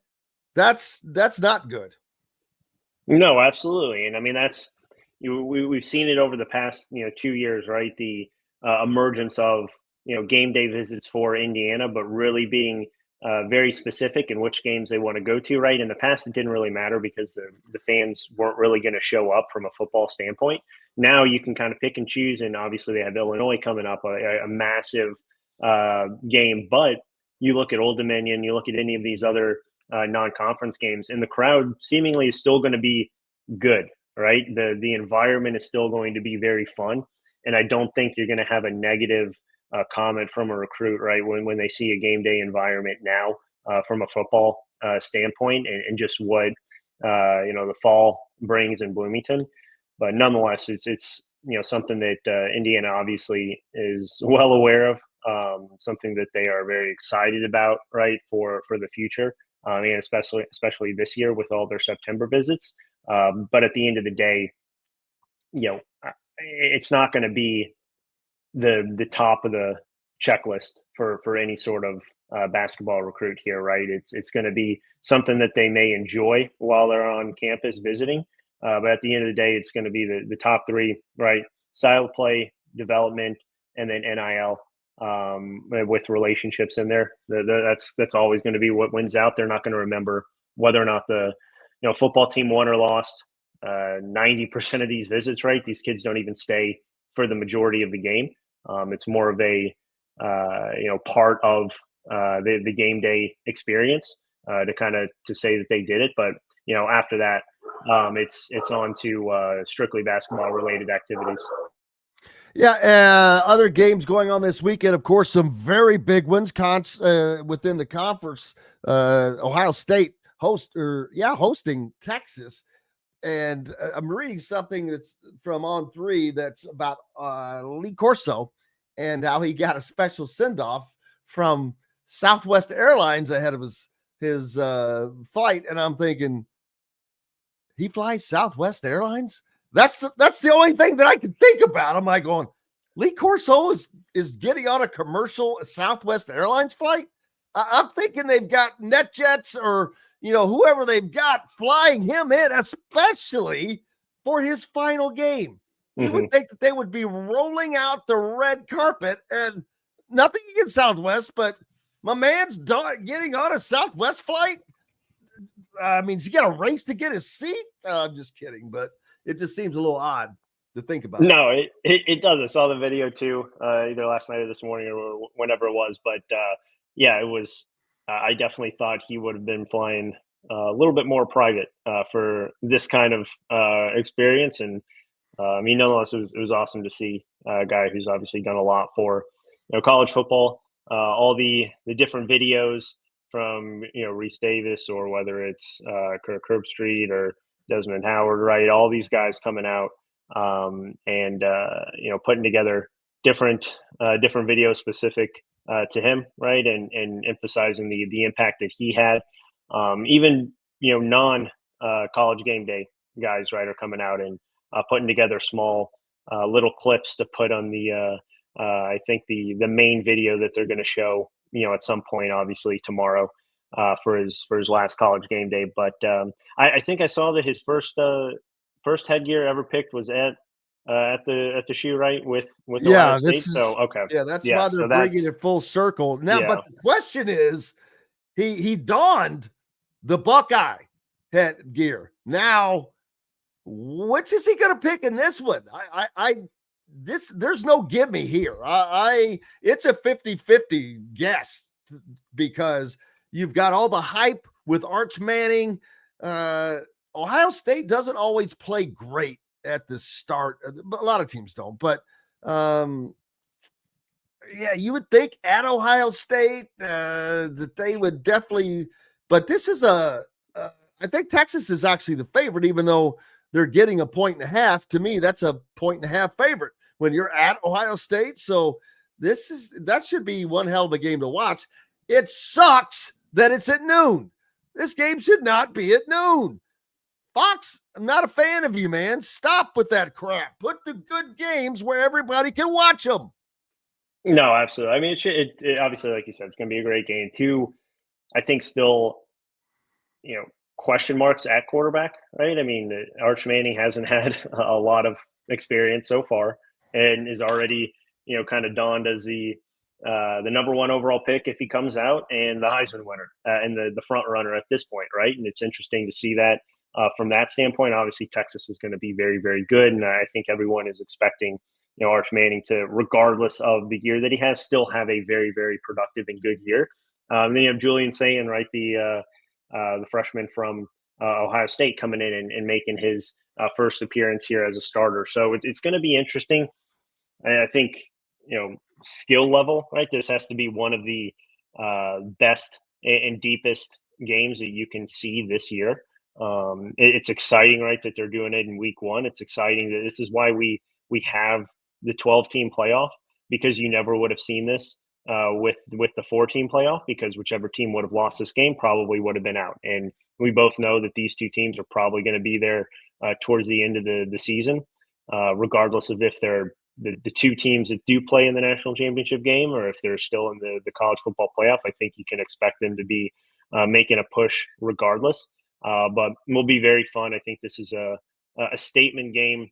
What would you say? More of a statement game for Ohio State, or more of a statement game for Arch Manning here? Because you have again two inexperienced quarterbacks. I think number one. I think it depends on which way it goes. is who makes the statement, but I don't think it hurts either team that loses, as far as, because they're already thought of, rightly or wrongly, and possibly wrongly, that they deserve to be here. So even if they lose, well, they're not going to get affected that much. So but Arch Manning, there's been I'd say it's Arch Manning because there's so much hype about him that he has to live up to. Now, that's probably unfair because his last name is Manning, number one. Number two, he's been anointed by so many people, which has in turn anointed Texas as the number one team in the country. Why? Because you've got an unproven quarterback.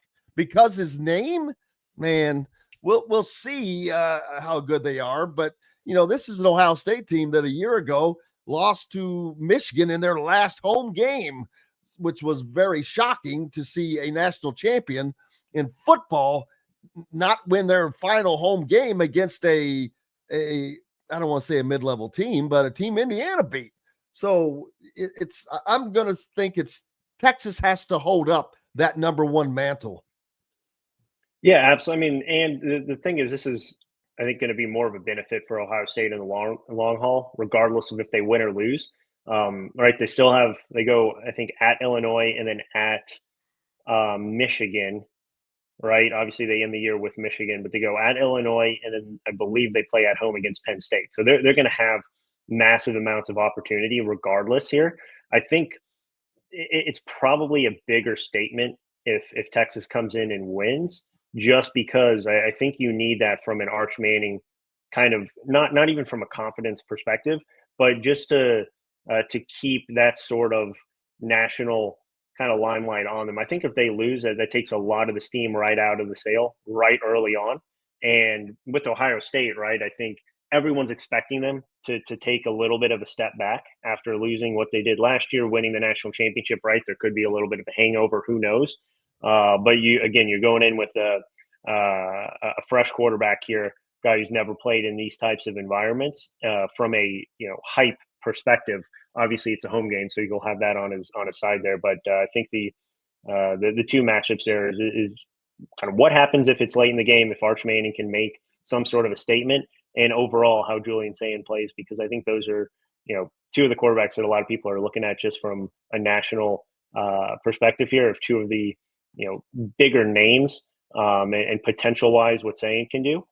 So it'll be fun, but I think the bigger statement needs to be made from Texas because I think they just have the higher expectations than what Ohio State does at this point. So what are you saying? I think Texas wins. I was kidding, Justin. So that's Justin Case, and too bad his middle name's not in, and last name is Case.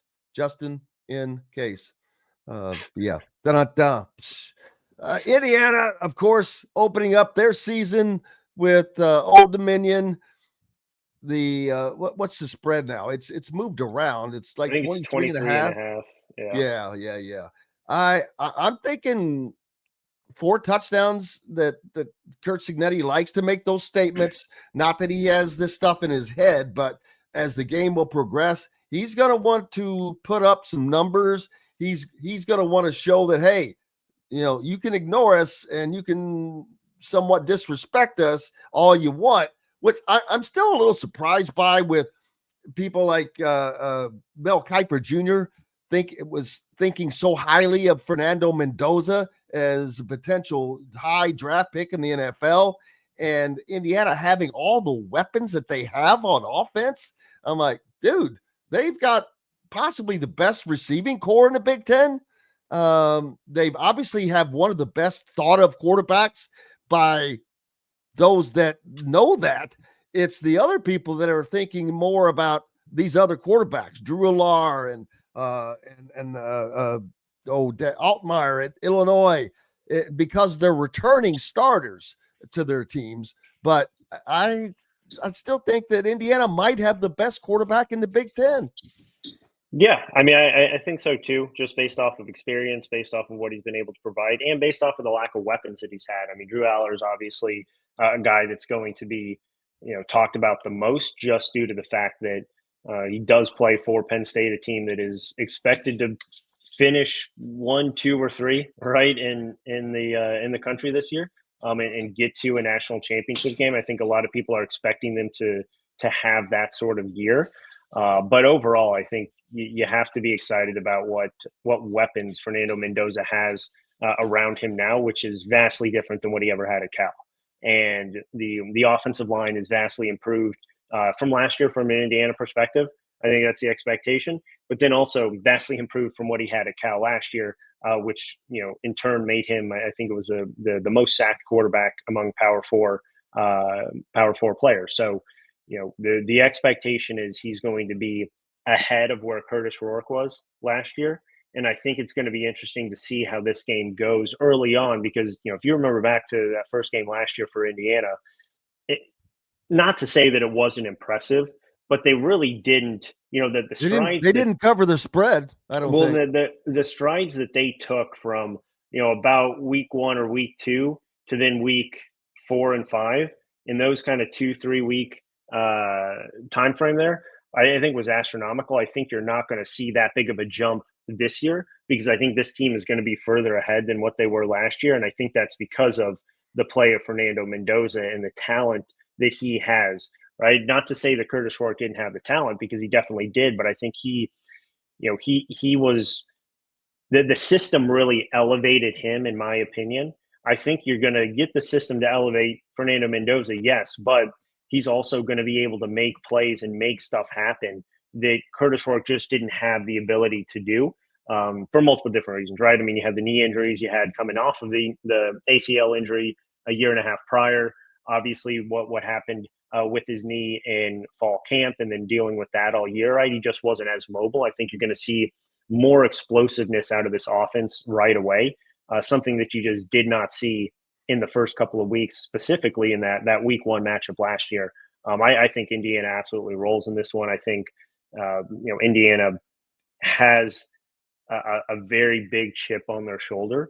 And I think specifically Curt Cignetti is ready to, as much as he talks and as much as he listens, right, or says maybe he doesn't listen to the national commentators and the national media, you know damn well he wants to shut people up again, and he wants to make sure that they come out and, you look at this year, right? If they are able to get by Illinois and able to get by Iowa, right, is the 2 games that I think a lot of people think are kind of those 50-50 coin toss games right now. Obviously, a lot can change from now and then. But if they're able to do that, who knows what happens with Oregon and Penn State. But if you lose those 2 games, Oregon and Penn State, you're going to have to make statements around every other game. And I think he knows that if he wants to get back in the college football playoff. And I think he's ready to make this team know that as well. And I think they're going to come out with a little bit more of a fire. But I think that's just in turn because they're more talented, just raw talent than what they were last year, in my opinion. Yeah, they've got to go 5-1 in these first 6 games to have a shot at making the college football playoffs, in my opinion. I've said that over and over. And now we're at game 1, and the first impactful game is still a month away, really, or 3 weeks away, whatever, with the opener with Illinois. But it's going to be interesting to compare last year's first game to this year's first game. And they should be way more in tune, although you've got a lot of new faces. You've got a lot of guys that were here the year before, and not only here, but were with Curt Cignetti the year before that. So there's still a lot of continuity that is probably on Indiana's side, and the coaching staff having been here a year. Even you got Caleb Benson is back in the fold, although he did not play for the Cignetti regime before. He's had a lot of starts at Indiana. So didn't play for Cignetti, but still had one of his best seasons under Bob Bostad last year. So, has that. And I mean, you look at the offensive line, right? Because obviously, Curt Cignetti, I don't know if it was a huge surprise, but a lot of people, I don't know if they were expecting Khalil Benson to start right away in his return here to Indiana, but made the announcement last night that he would be going with him at right tackle. So you have your offensive line, your starting group there set up, and they have 94 starts in that starting offensive line group. I mean, that is a very, very experienced group. And I heard a stat that Indiana has the most starts of any team in the Big Ten. From just Indiana in general, or the offensive line? I think it was overall.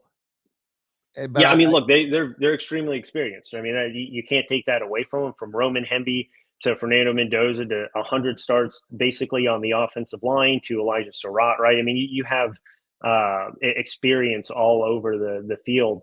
But I think specifically there with that offensive line, I mean, you bring in Khalil Benson, a guy who has 21 starts, and that's the third amount of starts from a standpoint there from Indiana. Pat Coogan and Carter Smith both have above 21. And then you obviously have Bray Lynch who comes back, Drew Evans who comes back, and that core group right there. I mean, this is probably definitely the most experienced and I think the most talented and probably the deepest offensive line that Indiana's had in years. And I think that's going to very, very much prove dividends here early on. I think doesn't really matter though until you play the likes of like an Oregon or a Penn State and stuff like that. So these first couple games, right? They're most likely going to dominate the line of scrimmage on both ends or on both sides of the field. So you're not going to learn a lot really there. But I think that first game there against Illinois will really tell you a lot about where this offensive line is. But if they are, as experienced and play that way as they should, and Curt Cignetti's very bullish on this offensive line group, if they really play to the high expectations that they have, I think that gives Indiana an even bigger X factor than even just an individual player, because if you give Fernando Mendoza a little bit more time, you give Roman Hemby a little bit more time, any of these other running backs, right? I think this offense is going to be very, very difficult to defend. And then you flip it on the other end. And that defense, I think, is underrated, which is crazy to me. I think a lot of people expect them to have a little bit of a drop-off. And I think the secondary is vastly improved from last year, especially if you get Lewis Moore to play the whole year, right? He's going to be eligible for the first 2 weeks. We'll see what happens after that. But if you get him, that's another experienced player. Obviously, Amari Farrell, right? D'Angelo Pons, Jamari Sharp really coming on. And you have multiple transfers that come in who are going to be backups who have double-digit starts in their career almost. So it's a very, very talented group. I think the one question is, who steps up on the defensive line and who steps up as that kind of key third linebacker. But outside of that, I don't think there's going to be a big step back from that defense at all. Yeah, Kyler pointing out the offensive line has the most starts in the Big Ten, according to Curt Cignetti from his radio show. And then Jason says, as I suspected, I thought that I heard correctly, that Indiana possibly has the most starts overall as a team as well. And which is not unusual because you have guys transferring in. They're still starters wherever they have been. So it should be fun to watch. I think that even though that Old Dominion is going to be a challenge, and that's something that Curt Cignetti said last night, I think that they cover the spread. It'll be interesting, but I think this offense is going to be dynamic. Now, we saw a lot of games last night where it's early, and so these guys weren't hitting just on all cylinders perfectly, and that could be the same for Indiana. I don't think so. I think that Curt Cignetti is so detail-oriented that is a big, big part of their success. So we shall see, my friend. Make sure you're going to thehoosier.com. If you don't have a subscription yet, you are missing out. You can still check it out for $1 and then get 50% off for your first year and get a subscription to The Athletic for free along with that, in addition to some great deals at the Academy's Sports and Outdoors, all the locations around the state of Indiana, including the newest one here in Bloomington. Make sure you stop by, get checked out. We're gearing up for tailgating and the rest of the games of the season at Academy Sports and Outdoors. Alec Lasley from thehoosier.com. Appreciate you, my friend. Appreciate it, Jim. Have a good one. Yes, sir. We'll see you this weekend. More coming up from Indiana Sports Beat Radio after these messages. Andy Moore Honda is Bloomington's #1 Honda dealer for a reason. Buy a new Honda and get a 3-month break from car payments. That's right, no payments for 90 days. That includes the all-new, all-electric Honda Prologue, and you get it for just 0.9% financing, or the 2024 Honda Ridgeline Black Edition, or the Honda Accord LX both for just 1.9% financing.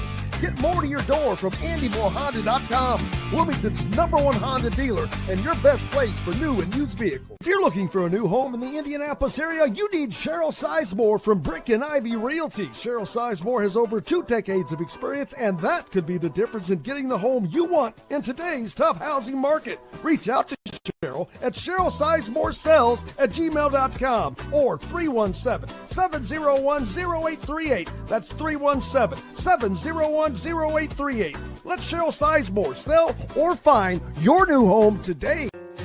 Located on 325 acres in beautiful Brown County, Indiana, Hard Truth Distilling Company is the biggest and the best craft distillery around. While Hard Truth is already known for producing internationally awarded whiskeys and spirits like Hard Truth Sour Mash Bourbons, Sweet Mash, and Hard Road Ryes, as well as their cinnamon vodka and the always popular Toasted Coconut Rum. Hard Truth Distillery offers so much more. With a full-service restaurant, ATV, and distillery tours, as well as live music, you can spend an entire day at Hard Truth Distillery while making your entire family or group happy. And that's the Hard Truth. Hard Truth products are available across Indiana, as well as many other states. So no matter where you shop, if they don't carry your favorite Hard Truth product, tell them you want the truth, the Hard Truth. Hard Truth Distilling Company encourages you to enjoy all of their products responsibly and to never drink and drive. Welcome back, Indiana Sports Beat Radio on this Friday. Jim Coyle with you, and it has been a fun week as we prepare for the opening of college football. Of course, it started last night. More games tonight, and then Buddy, Katie, the door bust open tomorrow. Indiana hosting Old Dominion at 2:30. We'll be out there with complete coverage, and we expect the post-game show as well with Coach Griff afterwards. We'll dock that out as well. So, and hopefully we'll get Jeffrey the Greek on beginning next week. I'll be honest with you, I forgot to reach out to him with everything that was going on, but looking forward to it. Cannot wait. Got my picks in. Make sure you get your picks in to the ISB pick'ems for college this season. Just go to the ESPN site and the fantasy tab. It'll drop down, college pick'ems. Your group is ISB Radio, 2 words, ISB Radio. And then the password is simply Signetti 2025, 1 word. I've got mine in, baby. Get yours in. We're going to have fun. It's been fun. Big thanks to Todd Liry, as always, Zach Osterman, and Alec Lasley. Most importantly, thanks to each and every one of you. Have yourselves a great weekend.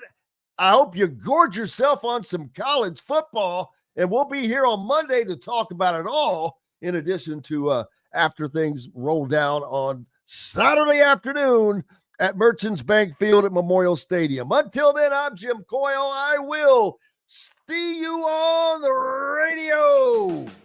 Thanks for listening to Indiana Sports Beat Radio. Be sure to subscribe to our YouTube page for more clips and team coverage of Indiana basketball, football, and more. You can also find full episodes and tons of other content on thehoosier.com. We'll see you next time for another edition of Indiana Sports Beat Radio.